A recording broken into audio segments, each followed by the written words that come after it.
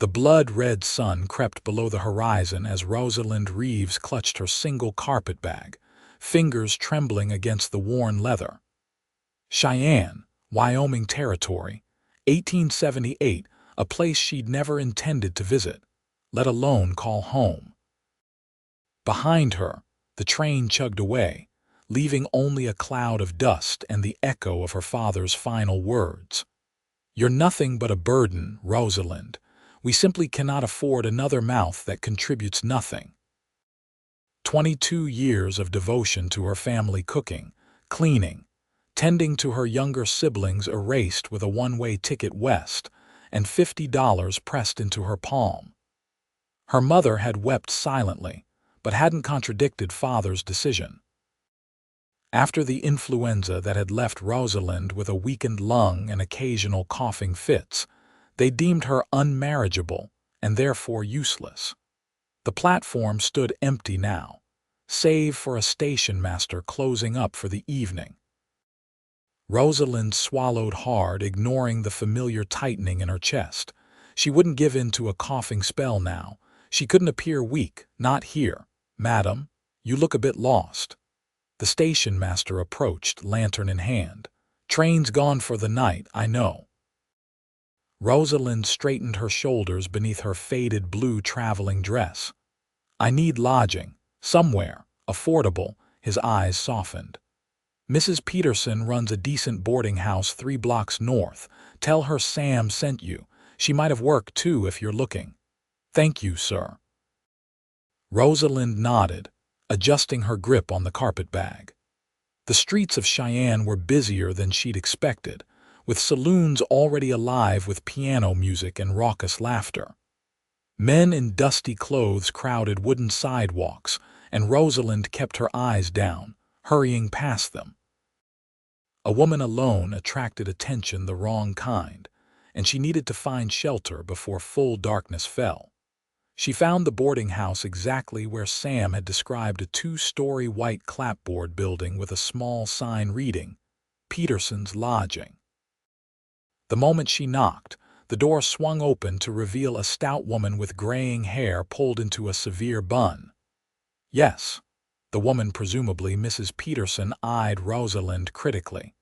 "Sam from the station sent me. I need a room, and he mentioned possible work." Mrs. Peterson's lips thinned. "Did he now? Well, come in before you catch your death."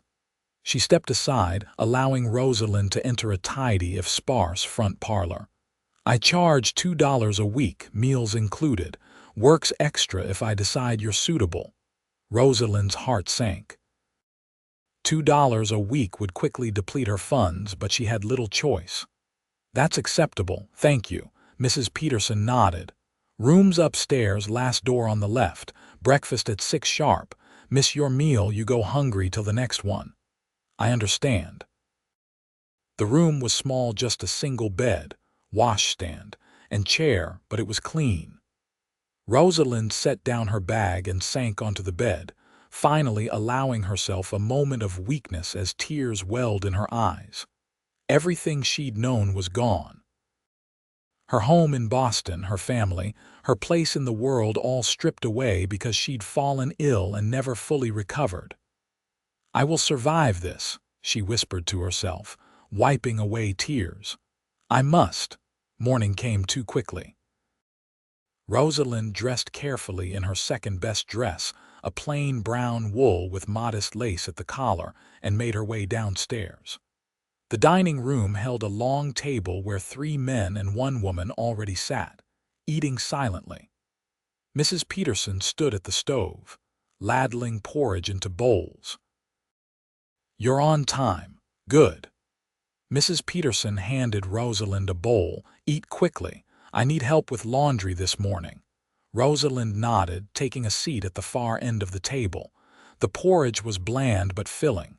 She ate methodically, ignoring the curious glances from the other boarders. "New girl, huh?" One of the men, older with a bristling mustache, looked her over. "Where you from?" "Boston," Rosalind answered quietly. "Long way from home," he remarked. "This is home now," she replied, ending the conversation. Laundry proved grueling work. The heavy, wet sheets strained her arms as she hung them on lines behind the boarding house, and the hot steam from the washing tubs triggered a coughing fit that left her gasping. Mrs. Peterson watched with narrowed eyes but said nothing. By midday, Rosalind's dress was damp with sweat and her hands raw from the harsh soap. Mrs. Peterson approached, wiping her own hands on her apron. "You're not cut out for this kind of work," she said bluntly. Rosalind's heart sank. "I can work harder, no." Mrs. Peterson's voice was firm but not unkind. "That cough of yours will only worsen with laundry work, but I have a friend who might need help of a different sort, more suitable to your condition." "What kind of help?" "My friend Irene runs the mercantile. Needs someone with good handwriting and figures for her books. Customers, too." Mrs. Peterson eyed her. "You educated?" "Yes, I completed school and that'll do. Finish hanging these sheets, then clean yourself up. I'll take you to Irene's after lunch." Hope flickered in Rosalind's chest. Perhaps there was a place for her after all. Irene Miller's mercantile stood at the center of Cheyenne's Main Street, a large establishment with windows displaying everything from fabric to tools to preserved foods. Inside, shelves reached to the ceiling, laden with goods of all descriptions. The smell of coffee, leather, and spices mingled in the air. "Irene," Mrs. Peterson called out as they entered, "I've brought you that help we discussed." A tall woman with copper-colored hair emerged from behind a counter, spectacles perched on her nose. "About time. I'm drowning in inventory." Mrs. Peterson gestured to Rosalind. "This is Miss Reeves, just arrived from Boston, educated, good with figures, she says." Irene assessed Rosalind with shrewd eyes. "Can you read a ledger?" "Yes, madam." "Write a clear hand?" "I was often complimented on my penmanship." "Add columns of numbers without making a mess of it?" "Certainly." Irene nodded. $5 a week, 9 hours a day, Sundays off. We open at 8, close at 6. Lunch break at noon. $5 a week. Rosalind could hardly believe her fortune. "I accept, Mrs. Miller, thank you." "It's Miss Miller," Irene corrected. "Never married, never wanted to, and don't thank me yet. Wait until you've seen the disaster my books are in." Rosalind smiled slightly. "I'm not afraid of hard work." "Good, you start tomorrow." Irene turned to Mrs. Peterson. "Thanks, Agatha, I owe you one." "Just make sure she eats something during the day. Girl's thin as a rail." As they walked back to the boarding house, Rosalind felt a weight lifting from her shoulders. "Thank you, Mrs. Peterson. I'm grateful for your help." The older woman shrugged. "Don't mention it. This town chews up those who aren't prepared. Better you find decent work than end up desperate." Rosalind understood the implication. She'd seen the painted women standing outside the saloons, calling to men as they passed. That would never be her fate. She would make her own way. The next morning, Rosalind arrived at the mercantile precisely at 8, wearing her best dress, a navy blue with small white dots. Irene was already there, unlocking the front door. "Good, you're punctual." Irene led her inside. "First task is straightening up before customers arrive. Then I'll show you the books." Rosalind set to work immediately, arranging displays and dusting shelves. By the time Irene unlocked the door for customers, the mercantile looked noticeably tidier. "You have a good eye," Irene remarked. "Now let me show you the disaster that is my bookkeeping." The ledgers were indeed in disarray, columns misaligned, entries crossed out, pages smudged with ink. Rosalind studied them carefully, already forming a plan to bring order to the chaos. "I can fix this," she said confidently. "It will take time, but I can create a new system that will be easier to maintain." Irene looked impressed. "You have 2 days before the new shipment arrives. Then we'll really be in the thick of it." The morning passed quickly as Rosalind alternated between helping customers and working on the ledgers. Her cough remained mercifully quiet, and she found the work engaging. For the first time since arriving in Cheyenne, she felt a glimmer of purpose. At noon, the bell above the door jangled, and a tall man entered, bringing with him the scent of horses and open prairie. Rosalind glanced up from her ledger, then quickly looked away when she caught sight of him. He was unmistakably a cowboy, from his worn leather boots to his sun-weathered face. Handsome in a rugged way, with dark blonde hair and a strong jaw shadowed with stubble. "Miss Miller," he greeted, removing his hat. "Got that order ready for the K-Bar Ranch, Yancey?" Irene emerged from the back room. "Right on time. Yes, everything's boxed up and ready. Yancey." An unusual name, Rosalind thought, sneaking another glance at him. "This is Miss Reeves," Irene said, gesturing toward Rosalind. "Just started helping me get this place in order." Yancey Keller tipped his hat politely. "Madam, welcome to Cheyenne." "Thank you, Mr. Keller." Rosalind nodded, feeling a flush rise to her cheeks under his direct gaze. "Yancey rides for the K-Bar," Irene explained. "One of the biggest spreads in the territory. Their foreman comes in once a month for supplies." "Ranch hand," Yancey corrected with a slight smile. "Though Foreman Jenkins lets me handle the supply runs, since I'm one of the few who can read his handwriting." There was something in his eyes' intelligence, humor perhaps, that suggested he was more than just a cowboy. Rosalind found herself curious despite her better judgment.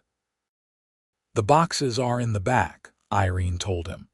"Miss Reeves, would you mind showing Mr. Keller while I help these customers?" Indeed, a family had just entered the store, the mother calling out a greeting to Irene. "Of course." Rosalind stood, smoothing her skirt. "This way, Mr. Keller." She led him to the storeroom, where 3 large wooden crates sat ready. "These are quite heavy," she observed. "Do you have a wagon?" "Yes, madam, just outside." He lifted the first crate as if it weighed nothing, muscles flexing beneath his worn shirt. "Been working cattle since I was 14. You get strong or you get trampled. 14 seems very young to begin such dangerous work." "Not out here." He returned for the second crate. "Where I'm from, you work as soon as you're able. Life doesn't wait for folks to grow up proper like." "And where is that, Mr. Keller, originally?" "Missouri, but I've been all over since then. Texas, Kansas, Colorado." He paused, studying her. "You're not from around here either." "That accent Eastern, Boston," she confirmed, following him as he carried the crate outside to a waiting wagon. "Long way from home." "This is home now," she said, echoing her words from yesterday.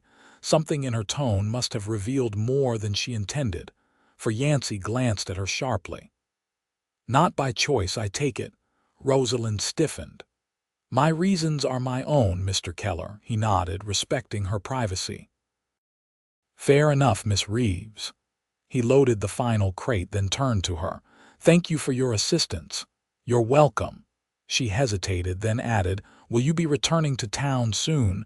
A slow smile spread across his face. "Every Saturday, regular as clockwork. Ranch hands get 1 day a week in town if they want it. Most head straight for the saloons, but I usually stop here first. Miss Miller carries books sometimes." "You raid?" The question slipped out before she could stop it, immediately regretting how it sounded. Rather than taking offense, Yancey laughed. "When I can. Not much schooling, but my ma taught me letters before she passed. I pick up a book when I can afford one." Rosalind felt ashamed of her assumption. "I apologize. That was rude of me." "No offense taken, Miss Reeves." He climbed onto the wagon seat. "Perhaps next Saturday you might recommend something. You look like a lady who knows her books." Before she could respond, he clicked to the horses, and the wagon rolled away, leaving Rosalind standing in the dusty street, wondering why her heart was beating so quickly. The next few days fell into a rhythm. Rosalind arrived at the mercantile each morning, worked diligently on the ledgers, helped customers, and returned to the boarding house each evening. Her cough remained manageable, and Mrs. Peterson grudgingly admitted she looked less peaky after a week of regular meals. By Friday, Rosalind had completely reorganized Irene's bookkeeping system and had begun teaching the older woman how to maintain it. Irene was impressed. "You've done more in a week than I could have managed in a month," she said as they closed the store that evening. "I think this calls for a small celebration. Join me for dinner at the hotel restaurant." Rosalind hesitated. She'd been carefully saving her earnings. "That's very kind, but my treat," Irene insisted. "Consider it a bonus for exceptional work." The hotel restaurant was the finest establishment in Cheyenne, a far cry from the saloons and basic eating houses that lined the main street. White tablecloths, gleaming silverware, and actual wine glasses adorned each table. Rosalind felt underdressed in her simple dress, but Irene waved away her concerns. "Half the people here are wearing clothes they bought from my store," she said with a laugh. "Nobody puts on airs in Cheyenne. Well, except maybe the banker's wife." Over a dinner of roast beef and potatoes, the finest meal Rosalind had eaten since leaving Boston, Irene shared stories of her 20 years in Wyoming Territory. "Came out here with my brother in '58. He was chasing gold. I was chasing independence. He died of fever that first winter, poor fool. I took what little money he had left and opened a tiny trading post, grew it year by year. You built all this yourself?" Rosalind was impressed. "Every bit of it." Irene sipped her wine. "Nobody to tell me I couldn't, nobody to take the credit for my work. That's worth more than a wedding ring in my book." Rosalind thought of her parents, of her father's dismissal. "My family considered me a burden," she admitted quietly. "After I fell ill last year, they decided I would never marry well. Said I was draining resources that should go to my younger sister's futures." Irene's face hardened. "Men, always calculating a woman's worth by who she might marry or what children she might bear, as if we're livestock. They sent me away with $50 and instructions to find work as a companion or governess." Rosalind stared at her plate. "I've been terrified of running out of money before finding proper employment." "Well, you needn't worry about that now. You've proven your worth, and not by catching some man's eye." Irene reached across the table, patting Rosalind's hand. "The West has a way of stripping away pretenses. Out here, you're judged by what you can do, not who your father is or what your prospects might be." Rosalind smiled gratefully. "Thank you for giving me a chance. Best decision I've made in years. Now let's have dessert. The apple pie here is almost worth the outrageous price they charge for it." Saturday morning dawned clear and cool. Rosalind arrived at the mercantile to find it already busy with ranchers and townspeople stocking up for the week. She barely had time to remove her shawl before Irene called her to help a customer selecting fabric. By noon, she'd nearly forgotten Yancey Keller's promise to visit until the door opened and he walked in, looking considerably more presentable than he had on Monday. His hair was damp from a recent washing, his clothes clean if still worn. "Miss Miller, Miss Reeves." He nodded to them both, but his eyes lingered on Rosalind. "Mr. Keller." She acknowledged him with a polite smile, trying to ignore the flutter in her stomach. "Here for more supplies. Actually, I was hoping you might have a book recommendation." "As promised." He approached the small shelf of books Irene kept near the back of the store. Rosalind joined him, surveying the modest selection. "What do you enjoy reading?" "History, mostly. Though I'm not particular." She selected a volume. "Have you read Twain? The Innocents Abroad is quite entertaining." Yancey took the book, examining it. "Can't say that I have. Looks thick." It's worth the effort. His observations about travelers are quite amusing. He nodded, then hesitated. Would you? That is, might you be free later today? Perhaps we could discuss the book once I've started it. Rosalind blinked, surprised by the invitation. There's a small cafe down the street, he added quickly. Respectable place, just for coffee. She should refuse. She'd known this man less than a week, and ladies didn't accept invitations from cowboys, no matter how well-spoken they might be. And yet, I finish work at 6, she heard herself say. His smile was immediate and genuine. I'll wait outside the store. The afternoon crawled by. Rosalind found herself watching the clock, both nervous and excited about her impromptu meeting with Yancey. It wasn't a romantic engagement, she told herself. Simply a discussion about literature. Perfectly innocent. At precisely 6 o'clock, Rosalind bid goodbye to Irene and stepped outside to find Yancey waiting, the book tucked under his arm. He'd clearly spent the afternoon reading as he'd promised. Miss Reeves, he offered his arm. The cafe is just down the street. The cafe was indeed respectable, a small establishment frequented by the town's merchants and their families. They secured a small table near the window, and Yancey ordered coffee for them both. I've read the first 3 chapters, he said once they were settled. You were right, Twain has a way with words, makes me laugh out loud, which earned me some strange looks at the barber shop. Rosalind smiled. His observations about human nature are quite astute, indeed. Yancey took a sip of coffee. Though I must admit, I'm more interested in your observations at the moment. What brings a Boston lady to Cheyenne, if you don't mind my asking? Rosalind hesitated. She barely knew this man, yet something about his direct gaze made her want to be honest. My family sent me away, she said quietly. After I became ill last year with influenza, I was left with a persistent cough. They decided I was unmarriageable, a financial burden. Yancey's expression darkened. They abandoned you because you were sick. They provided a train ticket and some money, more than many receive. She stared into her coffee. My father has 3 younger daughters to establish in society. I understand his reasoning, even if I don't agree with it. That's not reasoning, Miss Reeves. That's cruelty. The vehemence in his voice surprised her. You seem very certain of that judgment, Mr. Keller. His jaw tightened. I recognize injustice when I see it. Families should protect their own, not cast them aside when times get difficult. Something in his tone suggested personal experience. You speak as though you understand such things. Yancey was quiet for a moment. My father died when I was 12. Mother remarried a year later a man who made it clear I wasn't welcome.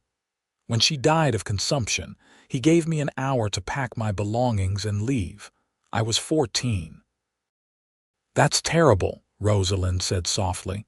What did you do? Found work with a cattle drive heading west. Been working ranches ever since. He shrugged, but she could see the old pain behind the casual gesture. Made my own way, like you're doing now. They sat in comfortable silence for a moment, united by shared experience. The K-Bar must be a good place to work if you've stayed, Rosalind observed. Decent enough. Owner's fare pays on time, foreman strict but honest. Yancey smiled slightly. And it's beautiful country. Sometimes when I'm riding the north pasture at sunrise, with the mountains purple against the sky and the grass stretching for miles, feels like I'm the only person in the world. The way he described it made Rosalind long to see such sights. I've only seen the territory from the train window. It seemed very vast and empty. Parts are. Others teem with life, deer, elk, birds of every description. His eyes lit up as he spoke. Nothing like your Boston, I imagine. No, nothing like it at all, she smiled. But I'm beginning to appreciate its unique qualities. They talked for nearly an hour, discovering shared interests beyond books, music. though Yancey admitted he'd never attended a proper concert. Art, which he knew only from illustrations in books and newspapers, and a love of learning new things. "I should be getting back to the boarding house," Rosalind said reluctantly when she noticed the cafe had nearly emptied. "Mrs. Peterson locks the doors at 8. Yancey immediately stood. "Of course. May I walk you there?" The evening air had grown chilly, and Rosalind was grateful for both her shawl and Yancey's warm presence beside her. They walked slowly, neither seeming eager to end the evening. "Will you be in town next Saturday?" she asked as they neared the boarding house. "Yes." "Have to return the book, after all." He glanced at her. "Perhaps we could continue our literary discussion." Rosalind smiled. "I'd like that." They paused at the boarding house steps. For a moment neither spoke, the air between them charged with unspoken possibilities. "Thank you for a pleasant evening, Miss Reeves," Yancey finally said, tipping his hat. "Thank you for suggesting it, Mr. Keller." He waited until she was safely inside before turning away, and Rosalind watched through the window as he walked back toward the main street, his tall figure gradually disappearing into the gathering darkness. Mrs. Peterson emerged from the kitchen, eyebrows raised. "Was that Yancey Keller I saw escorting you home? We had coffee and discussed literature," Rosalind said defensively. The older woman snorted. "Is that what they're calling it these days? Well, you could do worse. He's one of the few cowboys with more brains than whiskey in his head." "It wasn't we're just," Rosalind stammered. "Save your protest for someone who might believe them, girl. I've seen that look before." Mrs. Peterson turned away, but not before Rosalind caught the slight smile on her face. "Dinner's kept warm in the oven. Eat before it dries out completely." Over the next few weeks, Rosalind's life fell into a new pattern. Weekdays were devoted to work at the mercantile, where she continued to impress Irene with her efficiency and attention to detail. Saturdays became special, marked by Yancey's visits to town and their conversations over coffee. Each week, they exchanged books and opinions. Yancey proved to be a thoughtful reader despite his limited formal education, offering insights that often surprised Rosalind.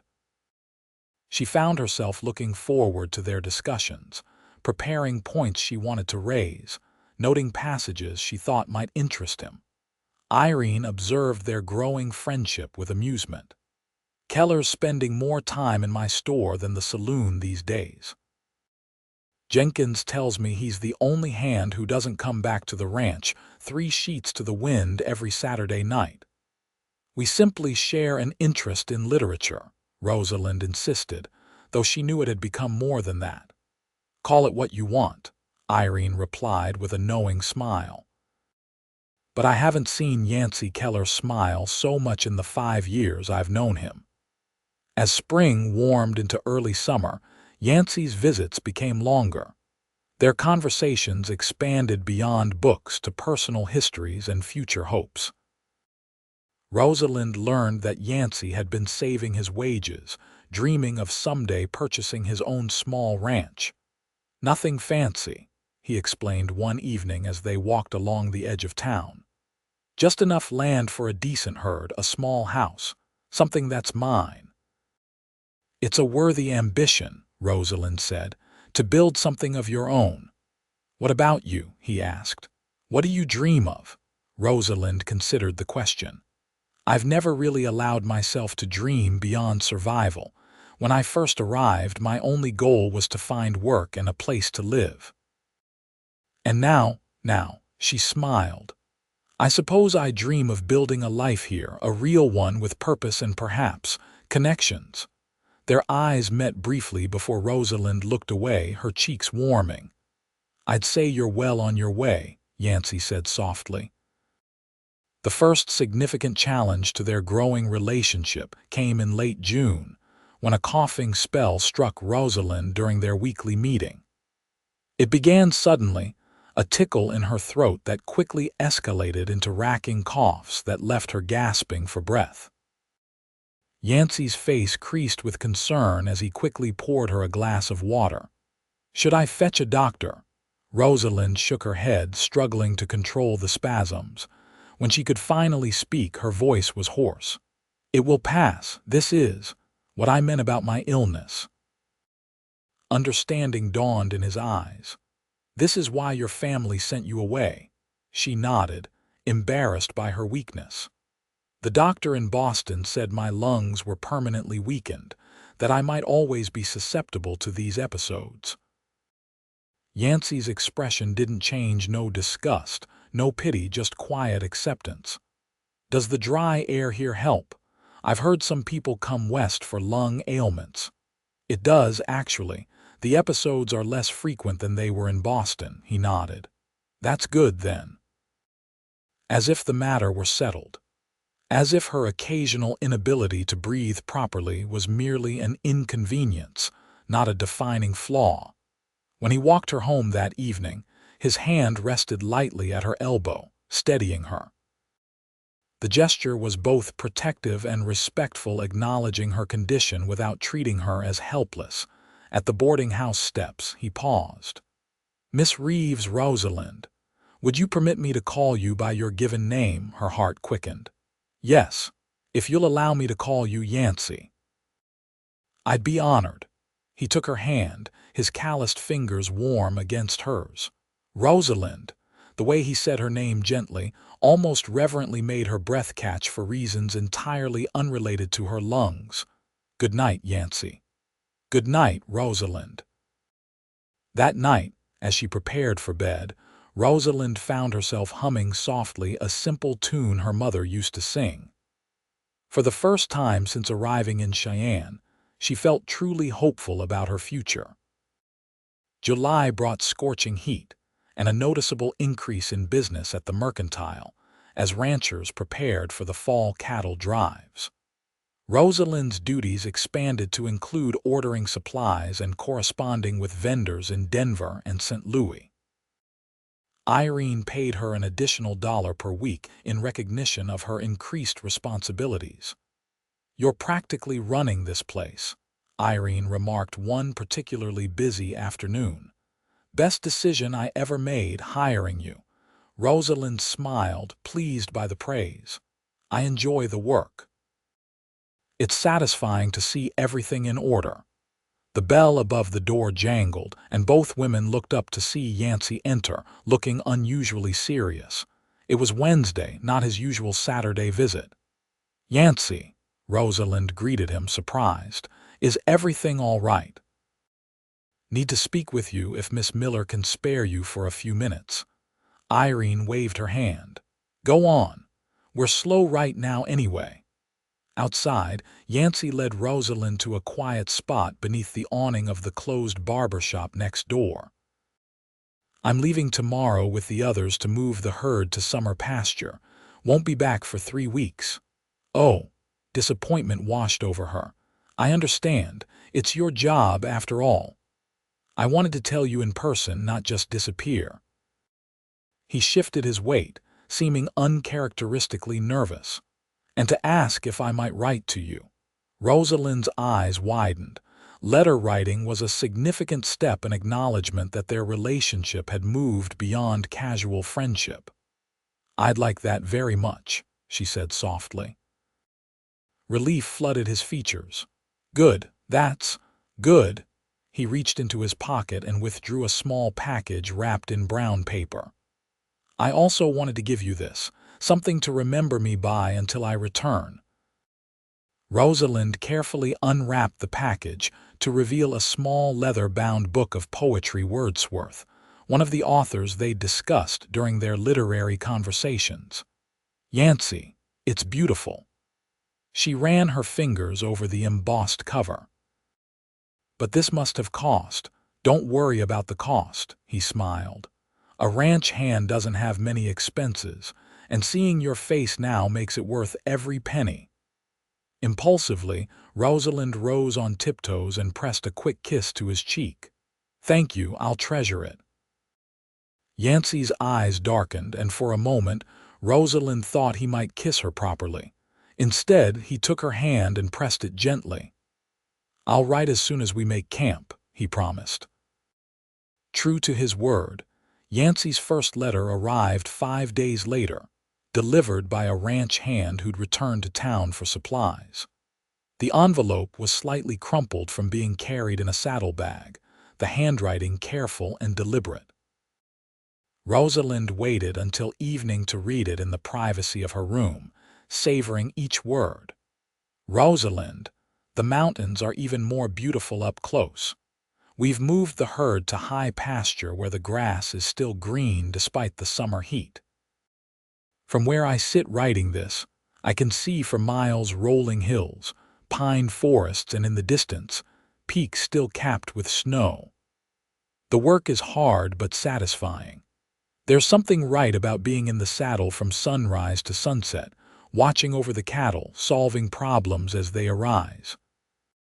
The other hands tease me for writing instead of playing cards in the evenings, but I don't mind. Jenkins had a copy of the Iliad in his saddlebag and lent it to me. Remember when we discussed Greek myths? I'm finding the story fascinating, though some of the names are difficult to pronounce. I find myself thinking of you often, wondering what you would make of this wild country. Perhaps someday I might show it to you. Until then, I remain, yours sincerely, Yancey." Rosalind read the letter 3 times before carefully folding it and placing it beneath her pillow. The next morning, she purchased paper and ink from Irene and spent her lunch break composing a reply.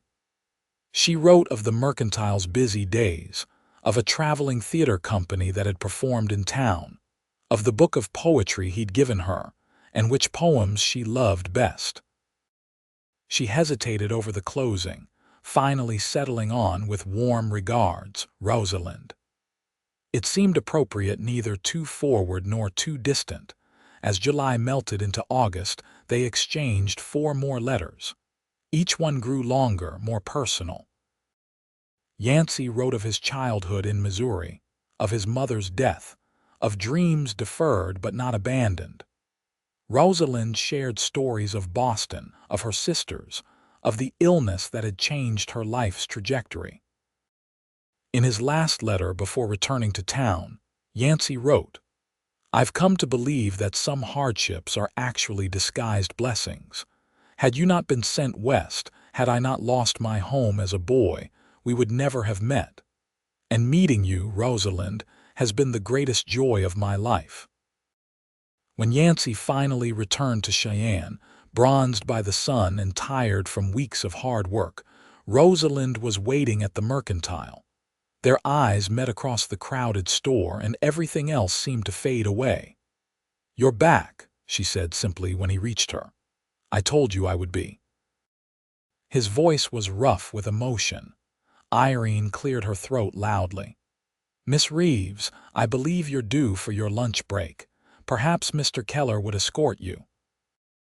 They walked to their usual cafe, but the conversation that had flowed so easily in their letters now seemed stuck behind a dam of nervousness and anticipation. "You look well," Yancey finally said as they sat with coffee. "The summer agrees with you, as does the mountain air with you." Rosalind smiled. "Your letters made me feel as though I was there."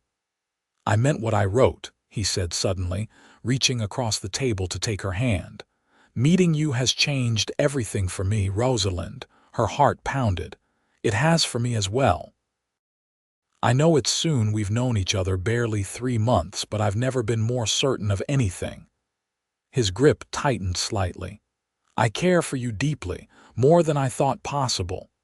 "Yancey, you don't have to say anything now," he interrupted. "I understand this is sudden. I just needed you to know." Rosalind took a deep breath, gathering her courage. "I care for you too, very much."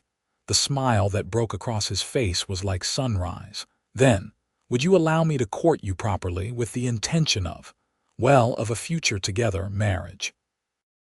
He was talking about marriage even if he hadn't said the word directly. Rosalind thought of her family who had deemed her unmarriageable, of the future they had decided she couldn't have.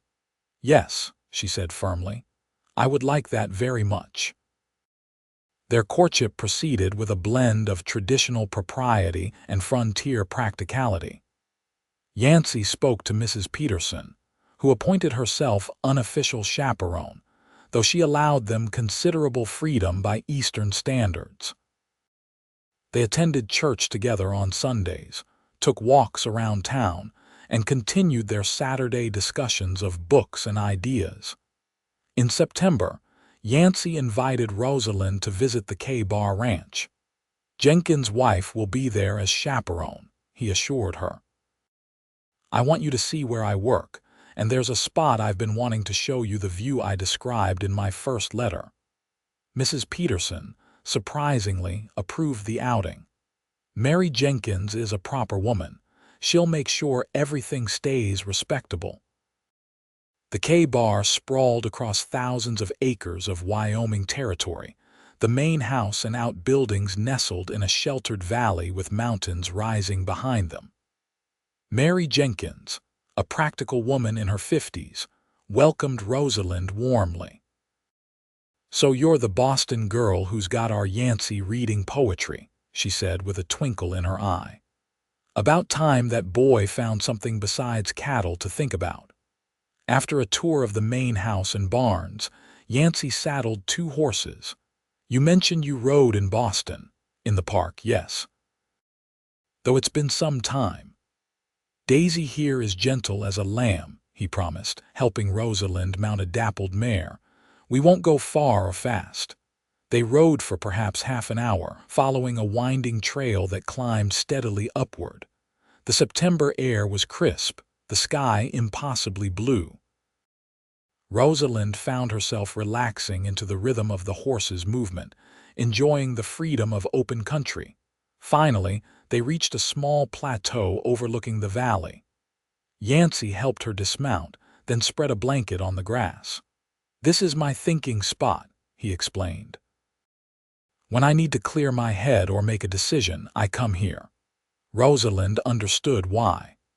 The view was spectacular, rolling grassland stretching to distant mountains, the ranch buildings tiny below them, a hawk circling lazily overhead. "It's beautiful," she breathed. "Like something from a painting." "Even better in person, isn't it?" Yancey smiled, sitting beside her on the blanket. They shared the lunch Mary had packed: fried chicken, biscuits, and apple pie, talking easily about everything and nothing. When they'd finished eating, Yancey grew serious. "I brought you here for a reason, Rosalind." He took her hand. "This is where I want to build my home someday, right here, overlooking everything." Rosalind's breath caught. "It's a perfect spot. I've been saving for years," he continued. "The owner of the K-Bar is getting older, thinking of selling off pieces of his land. This section, about 500 acres, he's willing to sell to me next spring." "Yancey, that's wonderful." "It will be a modest beginning," he cautioned. "A small herd, a simple house at first. Nothing like what you had in Boston." "Boston is my past," Rosalind said firmly. "This Wyoming, Cheyenne, this is my future." Yancey's eyes darkened with emotion. He reached into his pocket and withdrew a small object, holding it in his closed fist for a moment. "I've been carrying this for 2 weeks, waiting for the right moment." He opened his hand to reveal a simple gold ring with a small pearl. "It belonged to my mother. She gave it to me before she died, said to give it to the woman who answered my prayers." He took a deep breath. "That's you, Rosalind. From the moment I saw you in the mercantile, something told me you were the one I'd been waiting for." Tears welled in Rosalind's eyes as Yancey slid from the blanket onto one knee before her. "I know we haven't known each other long by Eastern standards. Out here, though, life moves differently. We recognize what matters and hold on to it." His voice was steady, his eyes never leaving hers. "I love you, Rosalind Reeves. Would you do me the extraordinary honor of becoming my wife?" Rosalind thought of her family's dismissal, of the journey that had brought her west, of the life she'd begun building for herself. She thought of Yancey's kindness, his intelligence, his quiet strength. Of the way he looked at her as if her occasional cough were merely an inconvenience, not a defining flaw. "Yes," she whispered, then more strongly. "Yes, Yancey, I love you, and I would be honored to be your wife." His smile was brilliant as he slipped the ring onto her finger. It fit perfectly, as if meant for her all along.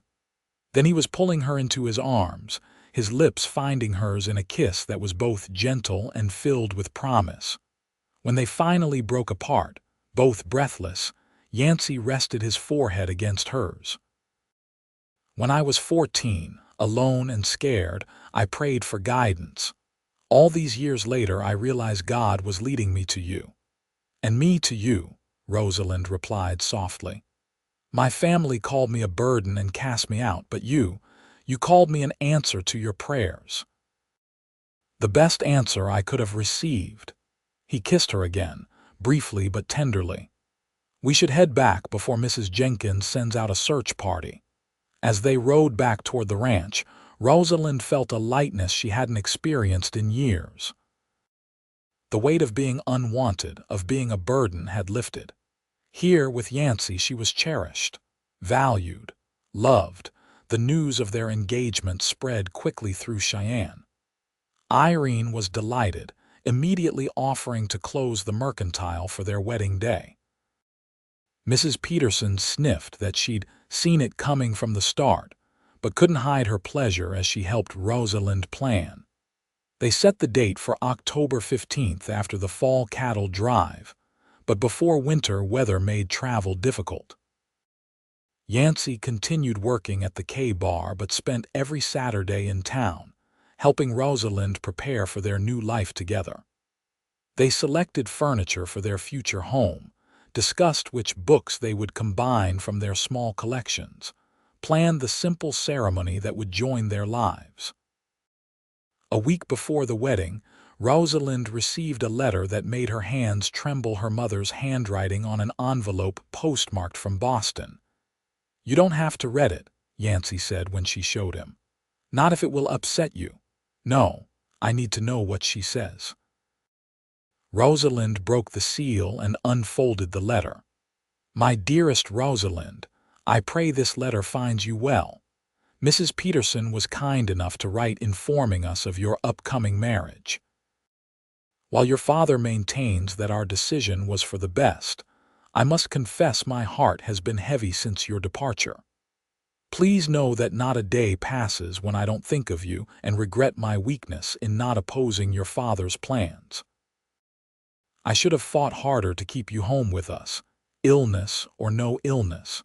Your sister Margaret asks after you often. She misses your guidance and companionship.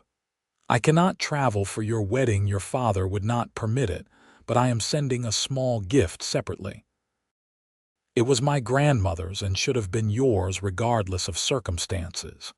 I pray your new husband is kind and that you find happiness in your Western home. With love and regret." Mother tears slipped down Rosalind's cheeks as she finished reading. "She regrets sending me away." Yancey wrapped an arm around her shoulders. "What will you write back?" Rosalind considered the question. "I'll tell her the truth that while I was hurt by their decision, it led me to you, to a life I wouldn't have found otherwise. And will you invite them to visit, perhaps someday?" "Not yet." She leaned against him, drawing strength from his solid presence. "My family now is here, you, Irene, Mrs. Peterson, the people who chose me when my own blood did not." 2 days later, a package arrived from Boston containing a delicate lace veil that had belonged to Rosalind's great-grandmother. Mrs. Peterson declared it perfect for the wedding and helped Rosalind arrange it with fresh flowers from the hotel's greenhouse. The wedding day dawned clear and cool, a perfect October morning. The small church in Cheyenne was decorated simply with autumn flowers and ribbon. Nearly the entire town turned out for the ceremony, along with the hands from the K-Bar. Irene helped Rosalind dress in a new blue gown, not white, as neither of them saw the need for such formality, but a deep cornflower blue that matched her eyes. The lace veil from her mother completed the outfit. "You look beautiful," Irene said, uncharacteristically emotional. "Yancey won't know what hit him." "Thank you," Rosalind hugged the older woman, "for everything. If you hadn't hired me that first day, hush, best business decision I ever made." Irene straightened Rosalind's collar. "And I expect you to keep helping with the books even after you're a married woman, at least until you're too busy with that ranch Yancey's planning." Rosalind smiled. "I'd like that." Mrs. Peterson appeared at the door. "It's time, girl. Your cowboy's waiting," looking like he might faint from nervousness. The ceremony was brief, but meaningful. Rosalind would always remember the look on Yancey's face when she walked down the aisle toward him. Wonder, joy, and love mingled in his expression. His hands were steady as he placed the gold band beside her engagement ring, his voice clear as he promised to love and cherish her all the days of his life. "I now pronounce you husband and wife," the minister declared. "What God has joined together, let no man put asunder." Yancey's kiss was gentle but filled with promise, and the church erupted in cheers and applause. The celebration afterward was held at the hotel restaurant, where the owner had arranged tables for their guests. There was food, music from a local fiddler, and dancing that continued well into the evening. Rosalind found herself passed from partner to partner as the townspeople welcomed her officially into their community. "Mrs. Keller," Yancey whispered when he finally reclaimed her for a dance. "How does it sound?" "Perfect," she replied, leaning into his embrace. "Absolutely perfect." They spent their wedding night at the hotel, a luxury Yancey had insisted upon, before departing the next morning for the K-Bar. The owner had given them use of a small cabin on the property, until their own home could be built in the spring. The cabin was rustic but comfortable, one room with a stone fireplace, a bed with a colorful quilt, a table and chairs, and shelves that Yancey had stocked with their combined collection of books. Rosalind fell in love with it immediately. "It's not much," Yancey said as he carried their bags inside, "but it's ours for now. It's perfect." Rosalind turned in a slow circle, taking in the simple beauty of their temporary home. "Our first home together." Yancey set down the bags and pulled her into his arms. "The first of many." Life settled into a new rhythm.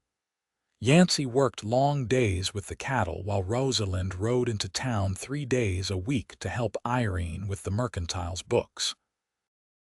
The other days, she made their cabin a home, cooking, cleaning, adding small touches that transformed the simple space into something uniquely theirs. In the evenings, they sat before the fire reading aloud to each other or simply talking. Yancey taught Rosalind about ranch life, and she taught him about art and music. They discovered new interests together, stargazing on clear nights, identifying wildflowers during Sunday walks, planning the house they would build in the spring. Winter arrived early that year, bringing snow and bitter cold by mid-November. Rosalind's cough worsened with the change in weather, leading to several frightening episodes where she struggled to breathe. During one particularly bad night, Yancey rode through a snowstorm to fetch the doctor from town. The elderly physician examined Rosalind thoroughly before prescribing a mixture of herbs and honey for her cough. "The dry air here is generally good for lung ailments," he explained. "But the cold can exacerbate symptoms. Keep the cabin warm, and humid pots of water near the fire will help." After the doctor left, Yancey sat beside Rosalind on the bed, his face drawn with worry. "I was scared," he admitted, "when you couldn't catch your breath." "I'm sorry," she whispered, her voice hoarse. "Don't apologize." He took her hand. "Just Tell me what to do, how to help you through these episodes." Rosalind squeezed his fingers. "No one's ever asked that before. My family just pretended it wasn't happening. I'm not your family. I'm your husband." His voice was firm. "Your health is my concern too." Together, they developed strategies for managing her condition. Yancey built a humidifier of sorts using the doctor's suggestions. Rosalind learned which activities triggered her cough and paced herself accordingly. They discovered that the herbal tea recommended by Mary Jenkins helped prevent nighttime episodes. By Christmas, Rosalind's health had stabilized. They celebrated the holiday quietly in their cabin, exchanging simple gifts: a new journal for Rosalind, a hand-knitted scarf for Yancey, and sharing a special dinner with the Jenkins family. As they lay in bed that night, wrapped in each other's arms, Yancey pressed a kiss to Rosalind's temple. "This has been the best Christmas of my life." "Mine too," she murmured sleepily, "though next year will be even better." "Why's that?" Rosalind took his hand and placed it gently on her stomach. "Because next year there will be 3 of us to celebrate." Yancey went completely still. "Are you saying?" "Dr. Miller confirmed it yesterday when I was in town." Rosalind smiled up at him. "We're going to have a baby, Yancey, in late June." His whoop of joy was so loud it probably woke the hands in the bunkhouse. He gathered her carefully in his arms, peppering her face with kisses.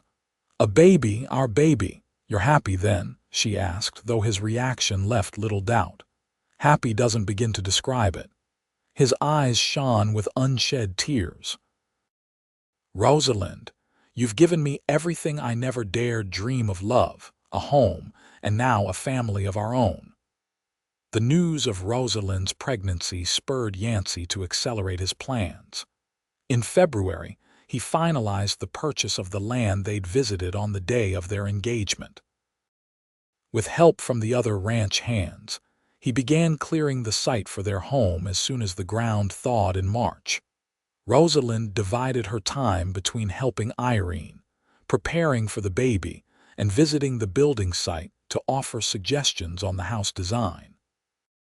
Her health remained stable as winter gave way to spring, her cough less frequent in the milder weather. By May, the house's framework stood proudly on the hillside, a modest but sturdy structure with large windows to capture the spectacular view. Yancey worked every available moment, determined to have it ready before the baby arrived. "It won't be completely finished," he cautioned as he showed Rosalind the progress one sunny afternoon. "But the important rooms will be done: bedroom, kitchen, living area. We can add the rest later." Rosalind, now visibly expecting, walked carefully through the skeleton of their future home. "It's going to be perfect, Yancey. Absolutely perfect." On a warm evening in late June, just as the sun was setting behind the mountains, Rosalind's labor began. Yancey rode for the midwife in town, returning with both the midwife and Dr. Miller, unwilling to take chances with his wife's health. The labor was long and difficult. Rosalind's weakened lungs struggled with the exertion, and there were moments when Dr. Miller looked concerned. But as dawn broke over the mountains, a strong cry announced the arrival of their daughter.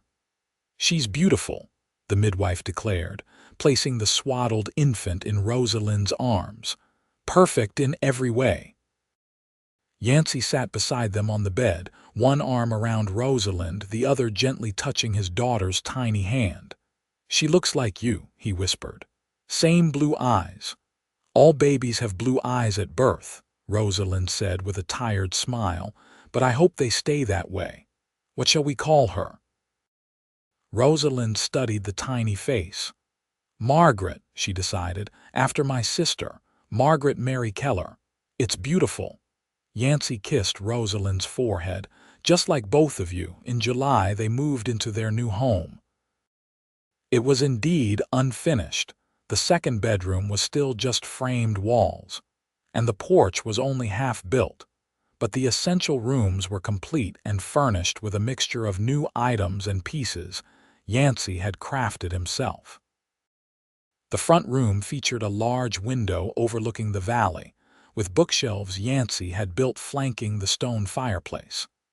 Their bedroom was cozy, with a handmade cradle beside the bed for little Margaret. The kitchen was simple but functional, with a new cast-iron stove that had been Irene's housewarming gift. "Welcome home, Mrs. Keller," Yancey said as he carried Rosalind and the baby over the threshold. "To our home." Tears of joy filled Rosalind's eyes as she looked around the space they had created together. "It's more than I ever dreamed possible." As summer faded into fall, they settled into life on their own small ranch. Yancey's modest herd of cattle grazed the surrounding pastures. A vegetable garden behind the house provided fresh food. Rosalind balanced caring for Margaret with helping manage their finances, and occasionally still assisting Irene with the mercantile's books when they went to town. In October, on their first wedding anniversary, they hosted a small gathering at their home. Irene, Mrs. Peterson, the Jenkins, and a few other friends from town and the K-Bar. As twilight fell, their guests departed, leaving the little family alone. Rosalind put Margaret to bed, then joined Yancey on the porch, where he stood watching the stars appear one by one in the darkening sky. "Happy?" he asked as she slipped her arm around his waist. "Completely." She leaned her head against his shoulder. "I was thinking today about how much has changed in just 1 year. Last October I was a bride. Now I'm a wife, a mother, a homeowner. And still the most beautiful, intelligent woman I've ever known." Yancey turned to face her, taking both her hands in his. "I have something for you." An anniversary gift. He reached into his pocket and withdrew a small envelope. Inside was a deed official documentation transferring half ownership of their ranch to Rosalind's name. "I want it to be truly ours," he explained. "Equal partners in everything." Rosalind's eyes filled with tears. "Yancey, there's more." He handed her a second envelope containing a letter. As she read it, her hand flew to her mouth in surprise. "My sister Margaret is coming to visit. In the spring," Yancey nodded. "I wrote to her last month inviting her." "Your mother replied, saying Margaret is old enough now, 18, to travel with a companion. They'll come when the weather is good." Rosalind threw her arms around his neck. "Thank you for understanding how much I miss her, even after everything that happened." "Family is complicated," he said simply, "but they're still family." Later, as they lay in bed listening to their daughter's soft breathing from the cradle nearby, Rosalind marveled at the journey that had brought her to this moment. "When my father put me on that train," she whispered, "I thought my life was ending, that I'd lost everything that mattered." "And now?" Yancey asked, his fingers gently stroking her hair. "Now I know it was just beginning." She smiled in the darkness. "They called me a burden and cast me out. But you called me an answer to your prayers." "The best answer I could have received," Yancey murmured, echoing his words from a year ago. "And every day I thank God for bringing you to me."